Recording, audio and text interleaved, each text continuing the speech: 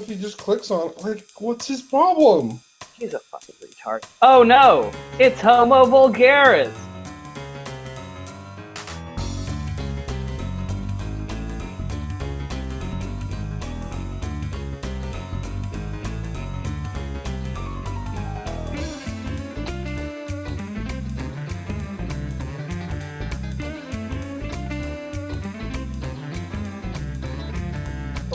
All right. You hit that one quickly. We went from off air to bashing someone to on air and doing an intro. Hi, I'm Busters, I guess. Oh, Dad, we're all Homo Vulgaris. Well, treat for our Devo fans and our audience. You know, we are up to 60-something listens on the last episode. Are you kidding me? That's I mean, more than I ever expected. But hey, we average about at least 10 listens a day. Well, let's talk more about how many people listen to us, and that will make more people to listen to us. That's we're really because then they can tell their friends, and their friends can tell their friends. They're like, yeah, I was listening to the Homo Vulgaris boys back when they were knee-high to grasshopper. I tell you. Right. Well, I don't know. We got some interesting things on tap for today.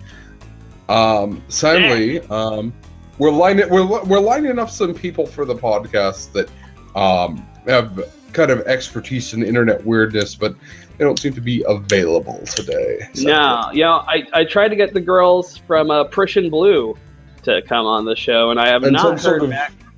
Yeah, no, they're not so busy these days. Yeah, with not being white supremacists anymore, but they're too busy for us. When I was trying to find them to contact them, I ended up stalking their Facebook pages, and it looks like they're just smoking weed and taking mushrooms and reposting spirit science memes. So, yeah, I mean, hey, young ladies who used to be in the Nazi band and aren't anymore and are pretty chill and like drugs, you should come on our show. I know it's tough, but if you can get a shift off from your natural grocer's job or whatever the fuck it is you do, and come on and talk about the alt-right and the Nazi communities you witnessed, and possibly any internet Nazi creeps that tried to creep on you when you was a kid. We'd love to expose all of that here on the Homo Vulgaris Family Hour.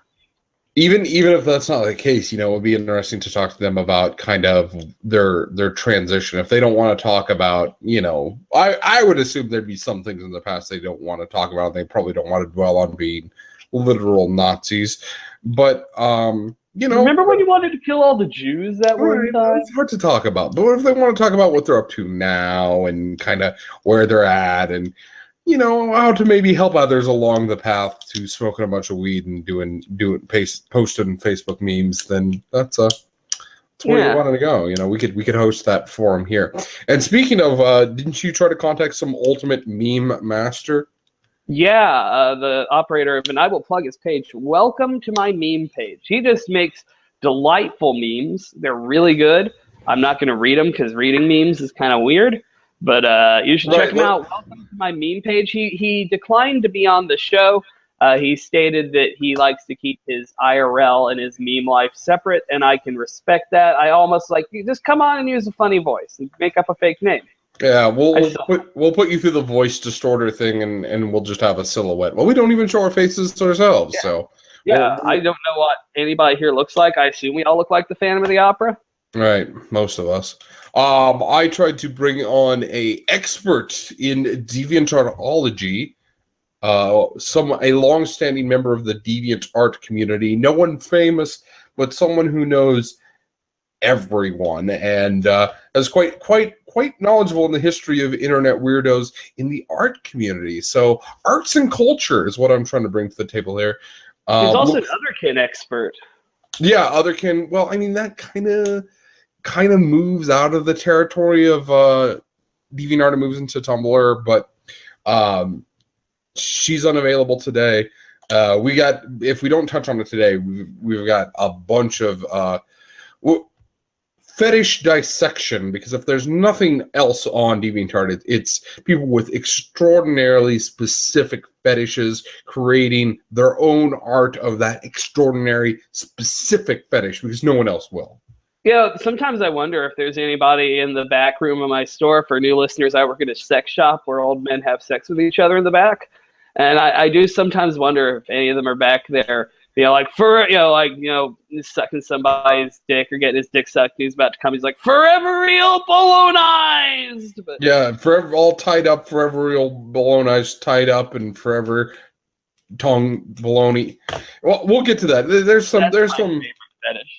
That is one hell of a fetish. It's so just the wording of it. We'll have to link to this guy's account. The wording of this guy's account is, it really is. No kidding. It is sort of poetry, and it's very mantra-ish, because he's almost repeating the same sort of symbolisms and forever all, everlasting, tied upness, like modifying words to mean the same thing. I want to save him maybe for that episode, because yeah, I know, and we don't also know what our deviant art expert wants to be called yet. So, saving that content, I will bring to the table today. I've done some minor digging into UFO abduction forums, and I can bring that. So there's a look ahead, but first, I think we should plug your book. Oh yeah. Do you like drugs? Do you like what? Drugs? Go on, stranger. Tell me more about these pharmaceutical delights. Are you interested in religion? Not necessarily religious, but have you had a traumatic ex-Catholic experience? Do you like the Illuminatus trilogy and shooty bang bang slapstick action adventure? Goodness, that certainly sounds like me. Well, buddy, you should be reading Reliquary, an ex-Catholic novel, part 1 of the esoteric misadventures of Phil and Howard. This is something you've been working on for years, and I've played a small part in. I'm excited to see it. Came up with the story. Well, and the name, but the characters and the plot and the drive and the universe. The universe is very yours, and it's very, very, very. If anyone can tolerate listening to Homo Vulgaris, they'll probably love this. You'll enjoy my run-on sentences, my obtuse metaphors, my rambling stream of consciousness versions of he said. Right. So, well, said's a fine word. You can use said as many times as you like. Never be afraid of the word said, and I'll say that. I am afraid of it, and that's a problem in my writing that I need to overcome. But speaking of your writing, this book focuses on the misadventures of two young 20-somethings, Phil and Howard. And the reason you kind of wrote this book is because Phil and Howard have many adventures, but it's hard to get started in the Phil and Howard universe, and they needed a first story. So tell us a little about Phil and Howard. Who are these guys? Well, Phil and Howard, Philip August Dexter and Howard Dellerth Ward. They are a couple of small-time enforcers for a really crappy mob boss in New Mexico. Yeah, they're goons, but I don't think they want to think they're goons. And they hate they hate the fact they're goons, but they're willing to admit it because they're both willing to wallow in their misery. Right, and so without telling our audience too much, an opportunity presents itself to these delinquents. After they have a outlash at the beginning, which isn't too spoilers, against their mob boss, who really is a stand-in for every shitty small business tyrant any of our listeners have probably ever had to work for. They end up on a contract for the Catholic Church to recover a monstrance, a reliquary, a sacred relic, which contains the blood of Christ from some mysterious characters. And everything goes shit wrong for them in every way. And they run into a new psychedelic drug that is synthesized from the blood of Jesus himself. Shit gets weird. Yeah, don't give it too much away. Don't give away the whole Snake Mary. Right. You'll love Snake Mary. She'll get her own cartoon later in life. I kind of want to write a spin-off just on her. Right. Well, and that thus the name of the book, the object in question is a reliquary, and it's called Reliquary, which is a good strong word. I gave it a really subtitle of an ex-Catholic novel because that's really what it is. It is. I would say the primary theme of the book is I used to be a Catholic and fuck that shit. Shooty bang bang, weed. Right. Well, and tell them where they can buy it. You can buy it on Amazon. Look up Reliquary, and you might want to type Shoggoth after that to come up with it. There will also be a link in the page, and of course, links on the official Homo Vulgaris Facebook page. I don't know if we have a Twitter. I'm extraordinarily proud of you for getting out your Thank you. your book this year, and for those of you who are even just teetering on the fence on this book, I will say that the cover art on this has been exquisitely designed. It's one of the best covers I've ever seen for a book. Really? If I can get this in a hard print, I will. Like I just right, yeah, and specifically after you've sold a few copies of this, you need to change the cover art and make the second edition to make the original edition cover art extremely collectible. Like it's gonna be a collector's item, I'm telling you. Well, I figured I was gonna use that style for that kind of general, aesthetic for all the first runs of the Phil and Howard books. Sure. The next one coming up is tentatively titled "Phil and Howard Meet the Vampires." If you can't guess what happens there, I'll tell you. Mm-hmm. They meet Wolfman. Oh, really? Wolfman. It's a good one. There is no Wolfman. There's only vampires. But hey, the vampires. Well, transitioning on to the promised internet weirdness I have. But the other thing I want to say is my idea for second edition covers a spread of tarot cards that depicts the plot of the book. Or their janky homemade magic equipment would be a good thing as well. Yeah, they don't do any magic in this one, but they do get into some applications of chaos magic, which I am writing partly for music, but partly is illustrative of fun things you can do at home to manipulate the universe according to your will through your perception. Hey, that's a good title of a book too. Fun chaos magic you can do at home to manipulate the universe to your will. Buy my book! Buy my book! Buy my book! Buy my book! Well, I promised aliens, and unfortunately I can't deliver my full promise. I was digging deep down on some of those alien abductee forums because it was one of my favorite episodes we've done on it. What I found out is that there are several, but almost all of them have an application process. They're so used to weirdos, or at least looky-loos, coming there and joking around and trolling them, that those societies have gotten extremely cloistered. And you have to put in these applications and describe your abduction experiences and things like that. They don't let you in unless you've been probed at least once. Interesting. Yeah, it's very interesting. Which is a shame because I really wanted to, dive down into their community and find out about, kind of the, if there's any divides, if some people think the aliens are peaceful, if some are good, if they can rationalize different races visiting Earth and things like that. I don't know. It sparked my interest because one of the odd things that was caused by the 2006 election, since I work in the news, is that all the crazies stopped calling the newsroom. Normally about every other week we'd get a call from someone about chemtrails or a UFO or, some boogeyman coming to abduct them. And that kind of stopped during the election. They really got focused down on it. But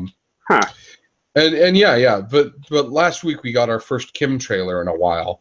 And it made me go, well, maybe things aren't so different in Trump's America. Wait, are you saying that the media chooses not to cover UFO abductions? I'm saying that we got a scoop right here, folks. Well, frankly, yes. I haven't had any abductees, but what has been interesting is when it comes to chemtrails, they're just absolute nutters. They're the kind of people who spray vinegar in the air with a squirt bottle in their yard, and they think they're doing it. They're absolutely insane. Right? They'll buy into any old thing. But yeah, they say that that the planes that do the chemtrails, they say they fly around, and that's only possible on a ball Earth. So you can already tell they're fucking duped by the ballers. Right. And you know, needless to say, they've got no clue what's underneath them in the hollow Earth. Yeah, I mean, I'm a flat earther now. Well, I'm more of a cubic earther myself. I believe in the time cube. Well, that's not. I mean, you know, that's more complicated than any one cube. Oh, the guy Gene Ray, the guy who created Time Cube, died recently. Yeah, he passed away actually. So rest in peace. In any case, what was that?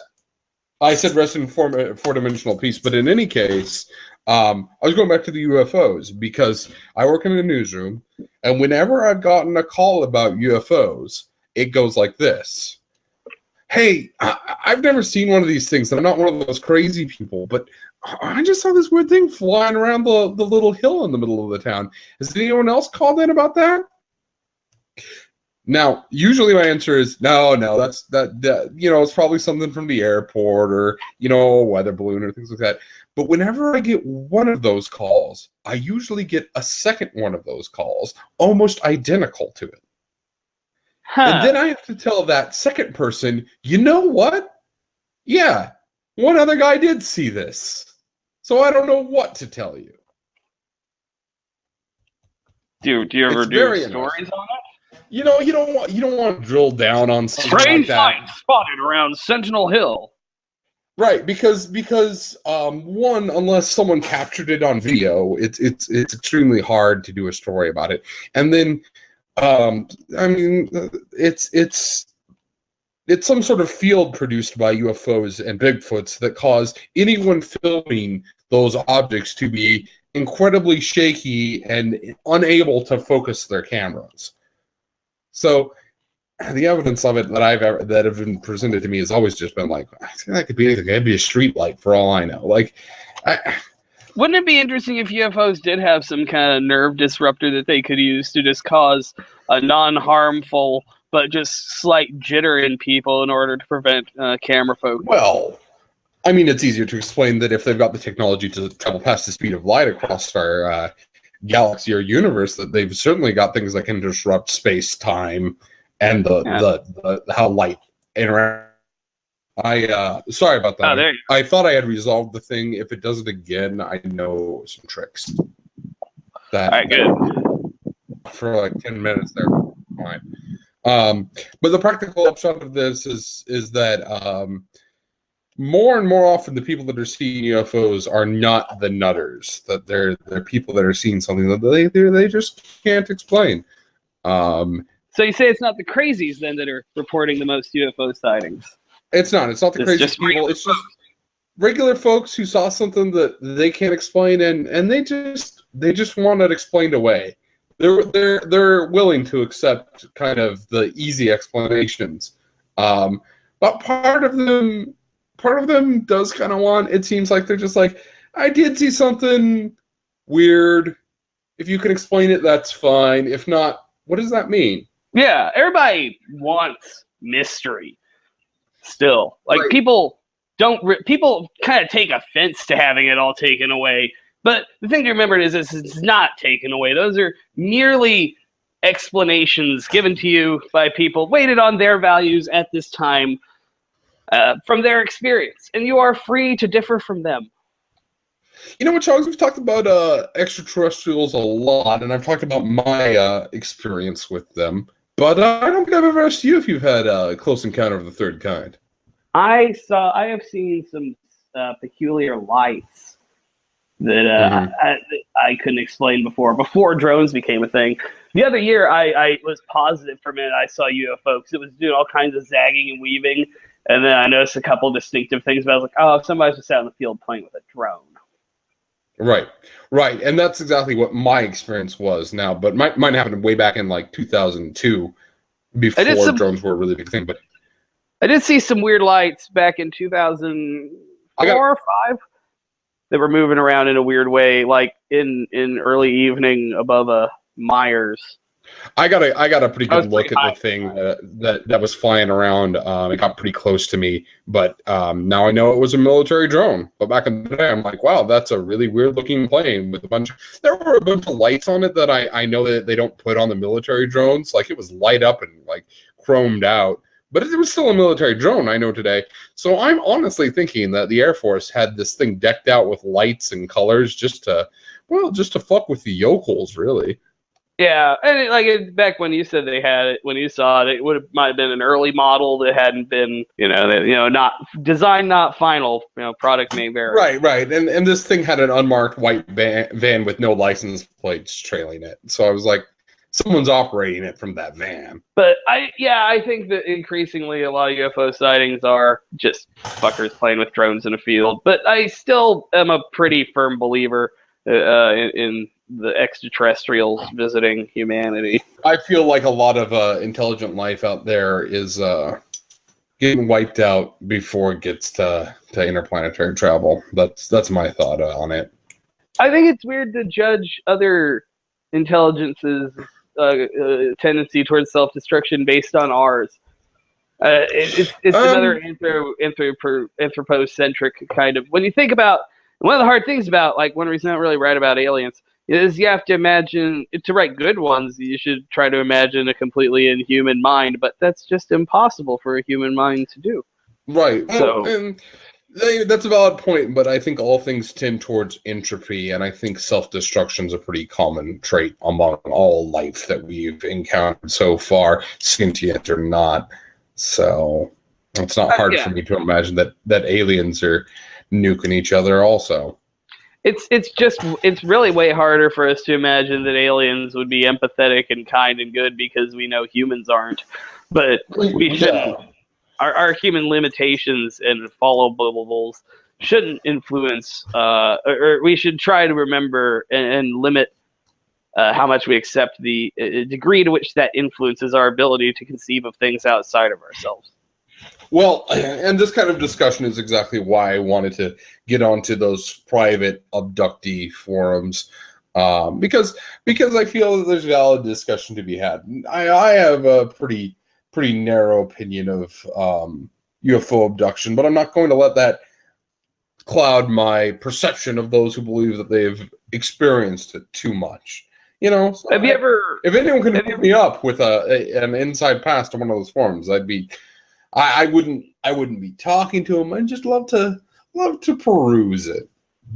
Well, a lot of people have interesting experiences. Philip K. Science fiction writers, especially Philip K. Dick. I believe I was thinking about L. Ron Hubbard, and I think that maybe not all alien abductions, but certain people who claim not to be really abducted by aliens, but more interdimensional beings. Tend to tell a somewhat different story, and their experiences tend to be different from those of abductees, but similar to each other's. And they're way less common, but it just does seem to happen to a lot of science fiction writers. That is interesting because we talked about my theories about traumatic psychic breaks and ego disassociation being the cause of a lot of abductions, but can't say that I could totally apply the same theory to those who have had interdimensional contact. Well, a couple experiences, and I don't know if it's related, but this came into my mind the other day, was I was thinking about L. Ron Hubbard, and I think I might have come to an interesting conclusion of how he ended up somewhat the way he did, was in occult practices, entering a trance-like state, the ability to enter a trance-like state, is very important to the work. And now, L. Ron Hubbard was mixed up with the Ordo Templi Orientis in California. He was a practitioner of Thelema for a while. I think mainly just because he liked to fuck, and he was fucking Jack Parsons' wife. But so he was involved in the occult. And the thing that I kind of made the connection was his mad productivity. Like, he was probably the most motivated writer I think that's ever lived. He still has the Guinness Book of World Records for like most books published. He just buy rolls of butcher paper and feed them into his typewriter get loaded on coffee and rum and just crank out like dude could probably do like 2 books a week. And I feel like there was a combination of his occult practices and I believe that he was able to enter a kind of trance-like state. That would make sense. While writing. Like stream of consciousness, though, not an empty trance, more of an active kind of. To do a stream of conscious, you have to be empty because you have to allow yourself to be filled. You know, the full cup can't have anything poured into it. So I think that that combined with a bunch of other negative factors are what did it for him. But I was just thinking the other day, it's like, I think Elron was kind of practicing a sort of form of self-brainwashing, really, in the way he'd get into trance states, write science fiction stories. It was such an intensity that he probably inhabited those worlds in a very direct and real way because he was an uninterrupted machine of creativity. He was a very creative person. And that he was also a natural bullshitter and con artist his whole life. And all the combination of those factors, I think, are kind of, in my current speculations, that's what kind of pushed old Elron over the edge. But Grant Morrison, that all ends up pretty well, actually. That's not a yeah. I mean, if you're writing 2 science fiction novels a day and you don't sleep, you're gonna go crazy. Well, especially been doing a bunch of sex magic with the rocket scientist buddy trying to create a moonchild. That'll do it. Interdimensional entities, though. Philip K. Dick and Grant Morrison are the 2 that stick out for me, and I'm more familiar with Grant Morrison's story. I just finished rereading his Batman run, too. That was so fucking good. But he described his experiences while he was writing The Invisible sometime in the 90s. He was in Kathmandu, doing a lot of hash. There was a certain stairs that it was said that if you were able to go up the stairs in one breath, then you'd receive enlightenment. So he pulled it off. And then back at his hotel, he described an experience where he was visited by silver-like entities that were like, "All right, buddy, okay, you did it. So we're here. What do you want to know?" Right, like kind of just like, "All right, the bell went off." Yeah, and what I find interesting about his experience is that he was cognizant enough to ask them questions, be like, "Okay," because he said they weren't threatening. He said he described with almost a weird professionalism. Like, all right, you did the thing. We're here. Well, you got questions? Thank you for calling tech support. Right. I don't want to diverge too far off of our current trend, but one of my favorite comics I read is it's done by Jesse Monahan. He's one of the guys who actually works on Adventure Times, but he is this like surrealist version of Genesis he calls Forming. And in the latest issues of Forming, a hyper advanced advisor to a king of a dystopian planet has decided to take out the king. Because the king is running the planet into the ground because the king's depressed that his son has died and has resorted to all sorts of extreme hedonism and decadence and sadism against his subjects in order to feel again. And so this advisor has taken it into his hands to call upon the intergalactic order of hyper-advanced assassins who live in the great living fortress of Thul or something like that. So he arrives at this mighty living fortress, and the fortress speaks to him like the Sphinx would speak to someone for a riddle. But the upshot of it is that it's basically just an answering service, and he has to navigate a series of automated menus to be able to contact this higher life form. So good read. Forming, and we should link it. Jesse Monahan, great read. But yeah, it's very much like the humor in it is wonderful because it juxtaposed the supernatural and the esoteric with the common day, in that like seeking out an ancient civilization of the living guild of assassins is basically like trying to get through to tech support. I love that. Yeah, I want to read that.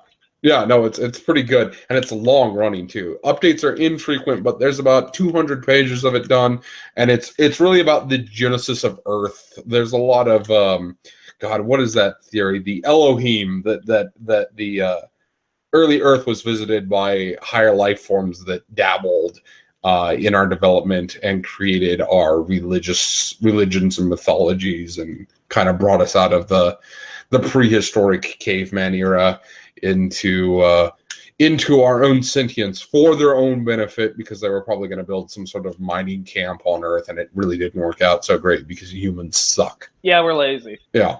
But back to Mr. Morrison's. Back to Mr. Morrison.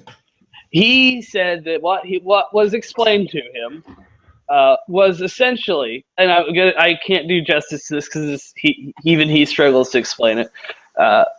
We are not really conscious individuals. The universe is a larva to grow space and time, and we are just vertical slices of this larger experience that make up a kind of input-output. It's very complicated, but kind of a hologramic universe. And I've been thinking about this lately because, Elon Musk and all those the zucked out assholes are like, oh man, the reality is a simulation. We got to break out of it. That's entirely possible, and there's no way to prove that it's not. Is, but we've been saying that since the old Greek philosopher days. What is it? Who came up with the cave? Plato's cave or something like that. Yeah, it's Plato's cave, the allegory of the cave, where we're not in the real world. We're just sitting in a cave, and some dude's doing shadow puppets for us. And if we got into the real world, it would blow our minds, man. Like, yeah, it's been around forever. The general consensus is that it would blow our minds, at least at our current stage of evolution. Then you got these assholes that want to fucking break everybody's brain. Mm-hmm. They think they're such smarty pants, they're going to throw off the veil. I work at a place where I've learned what happens to those who peek behind the veil. You were telling me about someone who had a very, very romanticized idea of what went on in an adult store, and was very disillusioned. This lady was so giggly, and she thought it was so cute that we had dirty movies playing in the back. She's like, "You got booze?" I was like, "Yeah." I was like, "Tee hee, do you have glory holes?" And I was kind of wink, wink, nudge, nudge. I wouldn't know anything about that. You'd have to go back and look for yourself for legal purposes. I really hope you turned it into a tiny song at the end. I wish I had. Yeah. She ended up buying some tokens to take her boyfriend back there. She got about 20 minutes worth of tokens.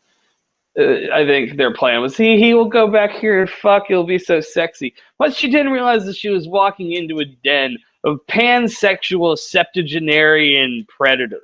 Right. She probably pictured maybe some velour like tiles and people wearing those domino masks, tickling each other with long peacock feathers. What you got was sheetrock and old dudes bumming each other. Not even sheetrock, like particle board booths. Oh, Jesus. Like the walls are plywood. It is chintzy. It is shoddy. And the floors, one time somebody turned the lights on. The only time I've been back there was when no one was there. They turned the lights on. I saw the floor and I wanted to scream, "Turn the back off! Turn the lights back off!" Not because of the cum, just because of the other filth. Like, that place is dirty and seedy and chintzy. And I know those old men. Like, I've heard them talk about, like, another she came out of there anyhow, like, with it in less than a cigarette's time. And her giggliness was gone. And her face was ashen. And I was kind of like, you didn't like what you saw, did you? And I was like, don't pull back the veil. Pulled back, and the world was gray and ugly and wrinkly and floppy. Yeah. Another young, attractive young black man went back there the other week, and that's three things they never get back there: young, attractive, young, and black. I live in a pretty white town. He came out and he gave me a look. He didn't say anything. He just gave me this look that was like, "My God, man, why did you let me do that?" And one of the old men kind of came out after him. This old man came out behind him and stood at the back of the store, kind of looking at him, and he just nervously made his way out. He hadn't even been back there 5 minutes. Now, what do you mean looking at him? Like a lusty desire, or like, hey, this is our turf? No, like lusty desire. Like, where are you going, son? Come back here. Jeez. See my black son. I'll be your white daddy. Right. Me big boy. That kind of thing. I get it. And I'm sure, because these guys are old, so they'd probably make it really racial, too. All right, yeah, I guess I wouldn't know. I've never. You can drink from my water fountain. I've never gone into the back part of an adult bookstore and talked racial politics. Don't. Yeah. Well, I mean, they're old, so I assume they're a bunch of like boomer Trump supporter guys. Or I know a couple of them hate Trump because I talked to them, but right. But even then, it's they're people that are marred by the past, and some of the racial stereotypes still. I mean, not that we're free of that stuff, but yeah, but they're less free. Yeah, no, they're less free, and they would like it if other people were less free too, based on. They only ever say the N-word ironically. Right, sure. All right. Well, you were going with the aliens visiting him. Let's turn this ship around. Let's pull it in reverse. And he had achieved enlightenment. So what did he ask him? He basically asked, like, so what is the universe? Like, what's the deal with everything? Because, he had fifth dimensional or sixth dimensional or whatever they were beings. Oh, come on, they man. just kind of laid it out. I was like, well, here's how it works. Oh, really? They didn't kind of roll their eyes? They're like, that's what you came up with? I mean, he describes them as friendlier, but you do kind of get it like it feels like all right, okay. You're like a little baby. How do we get this down? You don't even understand why we need this. Right. But apparently they live in a dimension where they don't experience, if I remember right, and you should just look up on this. Grant Morrison's amazing. He's a genius. And actually, since we've kind of been hitting old topics, I thought we might go back to Batman in this episode a little bit too. Because I have some Batman thoughts. Sure. And well, what don't they experience? Time, space. What is it? What do you think? Yeah, time like we do. So they grow universes to get time, or something. I'm making it. I mean, it's fucking crazy as it is, but I'm not doing justice to his version. But sure. I'm saying that transdimensional contactees like him and Philip K. Dick too have such a mind-blowingly different experience where they're.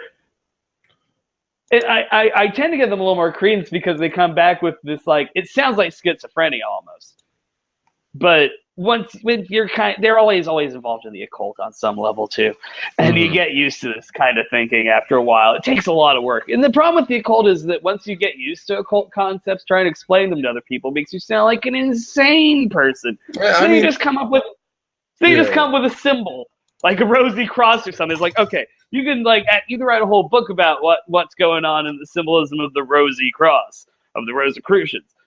But if you try to explain it, you sound like a fucking lunatic. So you just make a symbol out of it. So you're like, all right, that's what the universe is. Like, right. I don't get it. It's like, well, here's a book that was written by an alchemist in 1280 that explains these concepts. Well, and then you're like, this is complicated. Then chaos magicians come out and they're like, just masturbate on it. Yeah, just focus on it while you yank one out. That's the key to the universe right there. Perform an invocation to Luke Skywalker and go to your job interview and you'll get your job. I mean, I don't know if I'm ready to share with this, but I've dabbled a bit, and I was quite frankly shocked at the results I got. Not just like, oh, that worked. I'm like, whoa, that kind of exceeded my expectations and had ramifications that I didn't expect to have. It was almost a monkey paw type of deal there. So yeah, and that's fun. People don't talk about the occult except on occult podcasts. If you're on an occult podcast, you're probably a fucking lunatic. Right. So you don't get many voices from the kind of regular people who dabble in these things. You get buy my book about 15th century. I wrote a 500-page book where I provided a Kabbalistic interpretation of a tarot deck based on the first three words of the Emerald Tablets of Hermes Trismegisto, or some shit like that. And you don't hear from regular people who fuck around with this shit. Nice. Well, and occult experts are the fucking worst. They are. I'm in a chaos magic group, and the head of the Grand Imperator of the Hermetic Order of the Golden Dawn USA Incorporated. Oh my god, I read his press release.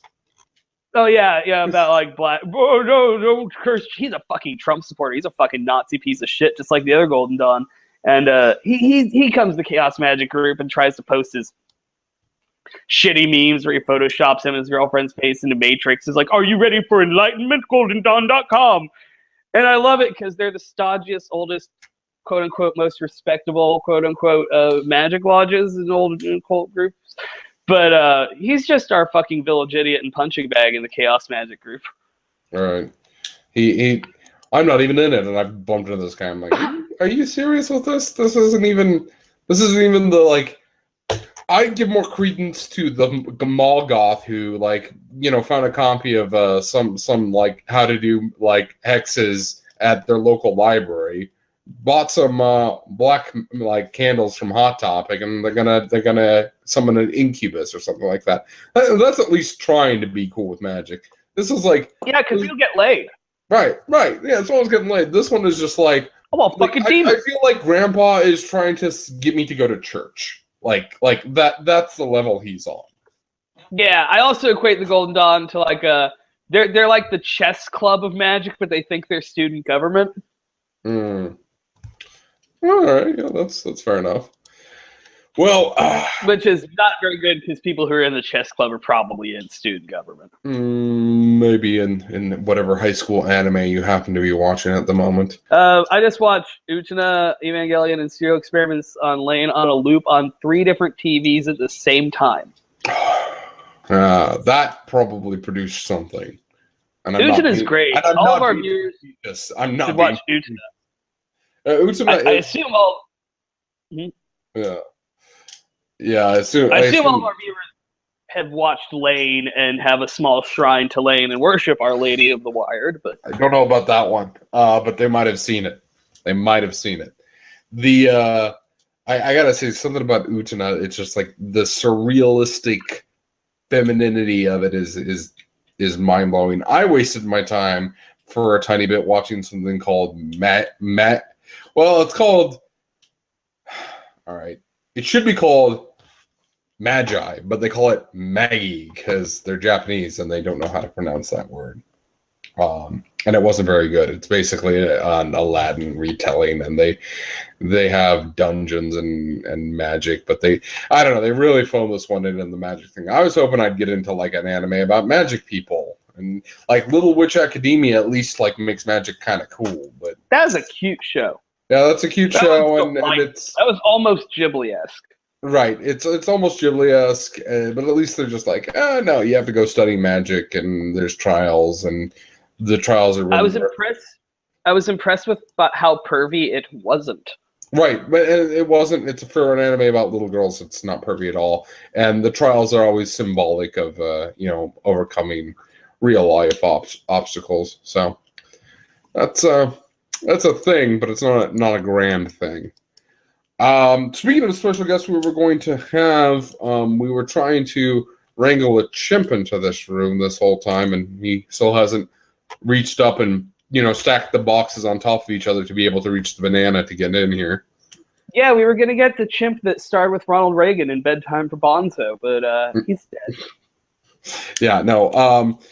Georgeson is struggling to be able to make it into our sessions. I think we gotta wrangle him somewhere else and record him there somewhere. He can just click on it. And we have to get him into a tiny chat. That's the only thing he understands. Yeah, we have to get the Rosetta Stone out and all that jazz. I would say, at the risk of offending our mentally handicapped audience, Georgeson's a goddamn retard. He's a retard god. He's really, really, really dull right now, which is a shame because he's probably done nothing but sit at home and drink today, and so he'd be really primed to talk to us if he could figure out how to talk to us. But he's too drunk to use an iPhone. Something the actual mentally handicapped people can use. Toddlers use them now. Baby can play Where's My Water, but Georgeson can't fucking get into Google Hangouts on his iPhone, and I know that fucker has a computer, but he's probably passed out in a bathtub and can't get to it. So, right. I would suggest that for the next episode, we prepare. We try to find a Georgeson story we got stowed away somewhere, or solicit one from him, and then have a. I think we should get one and give it to everybody, and we should get our new guest on here and have her read any women roles. We could do a kind of an audio drama. I'm more a fan of what we did last time, where you read it, but we pause for a kind of reflection after a little bit, as it goes along. Not after the whole thing, but just kind of break it up, because it's also hard to digest. Those stories are rough. They usually have some pretty hard hitting moments. Intense, high impact sexual violence. In the head 3 times. Yeah. So one more thing before we go is like I said, Morrison's Batman, and it gets into the whole, like, I've been thinking about fractals and the universe is a simulation, and all that weird doper stuff. Mm-hmm. But Morrison's Batman operates on his run is the greatest Batman story ever told, as everybody knows. But it runs in 3 acts, and this will be major spoilers. The first act is essentially the death of Batman. The second act is the return of Batman, and the third act is the tragic immortality of Batman. So it starts with him dying, then he comes back, and essentially it's about the third act is that he's immortal. Now this is broken down into several parts. It begins with Batman meeting his son, but also, I mean, it's so hard to describe because of how far ahead it's planned in this, the recursivity. Because the center point of it is that Batman shoots Darkseid. Mm-hmm. With a bullet. The only time Batman ever shoots anybody, he shoots the actual god of evil. It creates a hole in him. The hole. Darkseid is like the groupie to the god of evil that's trying to impress her to get laid. But he's essentially the devil of he's the biggest bad guy out there. Yeah, Death itself. Yeah. So Batman kills Death. He sacrifices himself to kill the god of evil. This leads him to be sent back to essentially be killed, but also be sent back into the past, to the dawn of man. And then he leaves behind clues and, over time, creates the history that begins with his mother being shot with a gun, his mother and father being shot with a gun, which ends with him shooting the god of evil with a gun, which sets up the situation. And it's so just... And the hole in things, the hole of the bullet, the hole in time, the middle of the Oberos, it's just all the way it's referenced. Like, this read through just like blew my mind more than the first time, because I was like, Jesus, dude. It's a bit much. Like, I've got the Invisibles on a shelf, and I've read it 3 times, and I'm still at the point where I'm just like, I feel like it, and then I gotta zone out. Because I just can't process all that's going on. Like, I either need to stop reading or start from the beginning again. He's become a better writer since the Invisibles. I do like the Invisibles, but it's real fucking wordy. It's really wordy, and it's really also just like, hey, sometimes you're telling and not showing. Yeah. He's way better nowadays with like collaborating with his artists and trusting his artists to say things visually. And the art in his run is pretty great. But just the way that it's just this whole recursive story about how it's all about superhero comics in a way and that's kind of the crux of the final act. Batman and Robin will never die because they're monthly characters. They can't truly change. They're immortal, they're gods, but they're also caught in this eternal loop where they'll never win, but they'll never lose. Well, 1 second. And Batman And the entire history of Batman is that Batman is a self-creating myth. Like, in order to kill the god of evil, he had to become Batman, and in order to become Batman, he had to kill the god of evil. That it turns out that everything in the history of Batman was directly the result of Batman. And then Batman is all is Batman, Alpha and Omega. Yeah, it really, I don't like Batman if you look at it too much through a political lens, but once you analyze it through kind of mythological or or a spiritual lens, combined with its role in pop culture, he has some very interesting things to say, and it's such an amazing story. Like, it's such a fantastic story. Like, it's apart from all the crazy bullshit, like, it's just so interesting and fun. So, well, to give our fans something a little new, because I know we discussed Batman in depth in one of our episodes. I'm gonna really quick, since you had your spiel, I'm gonna do a really quick rundown of 3 comic books I'm reading right now that I'm gonna recommend highly to you and the other things, other viewers, things, creatures, the creatures that crawl and listen to the sounds that we make. All of God's wicked children.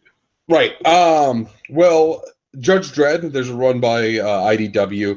I'm a big Dredd fan. The reason I'm recommending this one, though, is because it's Judge Dredd is one of those characters, like, you wouldn't think of him, but as one of these, but it's a character that ages as in real time, like Gasoline Alley and stuff like that. Dredd is John Constantine. Yeah, Dredd is in his 90s at least. He is a decrepit old man held together only by anger and fascism and the law. Like, that's all he is. So Mega City 1 has another, and they've had many of these, but it's another apocalyptic incident which transports them all to... Didn't Dredd nuke Mega City 1 at one point? I think he did, but the bigger ones are when he nukes Sov City, the Russian Mega City. He nukes that off the map a few times, just because they betrayed the law. But in this one, he is the law. He is the law. The post-apocalyptic event sends everyone to the Big Green, which is kind of like a future version of the internet.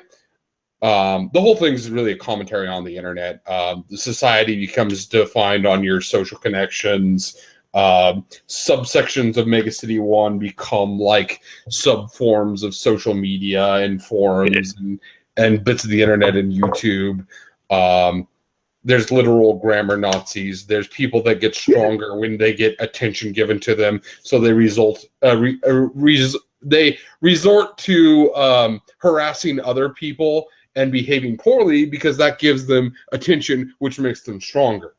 What is this series called again?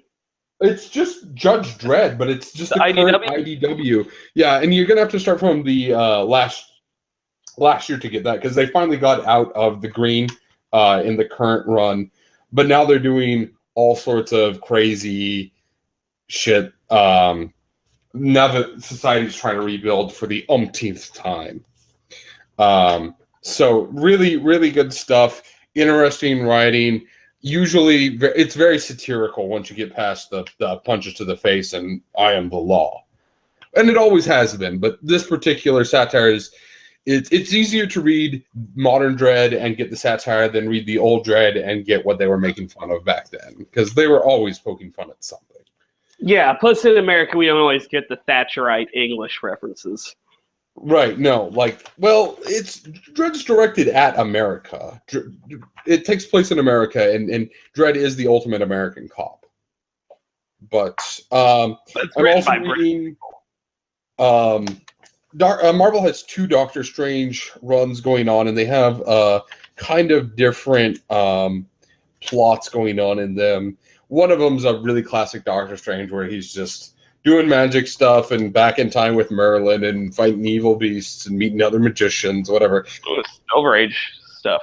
Yeah, it's fun and it's fantastic. But the other one, its current run there was a fanatical group of scientists came to our dimension to wipe out magic, and it was founded because of a kind of reverse society, a hyper-religious magic society where scientific thought was frowned upon, and everything was like, no, we just do it with magic. What are you doing with that? Why are you building a robot? What are you, a heretic? Why are you building a robot for? We just make a golem. Don't make robots. What are you doing? That's heresy. We're going to fry you for it. And so the persecuted scientists developed a way to extinguish magic, and they extinguish it in the entire universe. Why read this is because it's Doctor Strange on a shoestring budget magic-wise. he doesn't have any magic himself anymore. He can't just conjure up shit from nowhere. He's got to rely on janky old relics that have like 10% battery life and probably don't work. It's a very, very... he's trying to bring magic back to the world, but his tools are just not there yet. And it's an interesting take on the character. You take magic away from Doctor Strange to the point where he has to start relying on rituals again and relics and artifacts. It's quite interesting. And the final recommendation I have for you, and Choggs, you'll love this one, it's Eric Powell's Hillbilly. Have you read anything by Eric Powell? I have not. He's the guy who does The Goon. He's known for kind of this over-the-top, very funny stuff, but then it gets really dark and occultish and serious. Hillbilly tells the tale of a cursed hillbilly who, in his childhood, a witch like tricked his mother into stealing the devil's cleaver or something like that for him.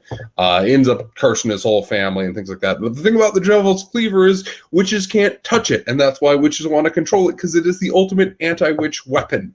And this hillbilly is hellbound on vengeance. But it's all set in the Appalachians. Everyone talks like, hillbilly style. A lot of really old legends there. Most recent, I think, had the, the Tallywag, which is a thing. Yeah, I mean, it's got a very, very, like, you get a lot of the lore that you wouldn't, that's really like lost lores. Like you hear, have you ever heard of Witch Ball, Shoggs? No, but I'm a big fan of rustic Appalachian Americana. So right. Well, it's rustic. Sounds like a Brother Where Art Thou meets Hellblazer. It's kind of like that, and it's a rustic occultism, the kind of things where you need a string of chicken bones at midnight in an old church, and then this ghouly man comes down, and you make a deal with him, and he gives you a golden fiddle, but if you play that, your whole village dances to death. There you go. Oh, I love that shit. Yeah. Yeah, that's the kind of stuff it is. Or like, if you hear a noise at night, and it's a human voice, and he's saying, "Taily bone, where did my taily bone go?" You don't open that door because the taily bone's out there, and he'll take your bones and he'll fashion them into a tail. Oh, I like that. Yeah, it's really good. I think people will enjoy that. And there's this new book on Amazon called Reliquary. Very good book. Oh, what? Yeah, I hear the guy who wrote that's really sexy. Yeah, well, he's all right, but his writing chops are pretty good. You should check that out. Well, okay. Any final thoughts? We've got a Discord up. We've been posting links to it on some of our videos and stuff like that. We're really looking forward to people coming in, interacting with us. Tell us what you want to hear on the show, what you want to see on the show. We'd love to do that for us. And episode 3 got a copyright strike against it on YouTube. Yeah, but only in Japan. Do your closing. Buy my book. Buy my book. Buy my book. Buy my book. Oh, we sold a sticker this week. Oh yeah. What did we? That was the one I'm the most proud of. It was the thing that made me want to start making shirts. It's a picture of Ezra Pound's mugshot with April's the cruelest month from T.S. Eliot's the Wasteland under it, and then it's attributed to E.E. Cummings. You know what? That is, I'm glad that someone out there saw that and was like, I'm buying that. That is going on the back of my VW. Like, yeah, I made a joke that only one person in the world would get, and they liked it enough to buy a sticker of it. That's really great. Whoever you are out there, come meet us in Discord. Love to talk to you. You can come on the show, and you can be a special guest. You can if you contribute to our Patreon. The guy who bought a sticker is here with us today. If you contribute to our Patreon, however much you contribute, we will make a special donor level in honor of you. Guy who bought a sticker level. Guy who bought that T-shirt level. Kill yourself. Discard your body. Live in the Wired. There is God in the Wired. Let's all love Lane. And the ritual is completed. Om Shiva, bitches. Buy my book. Buy my book. Buy my book. Buy my book. Buy my book.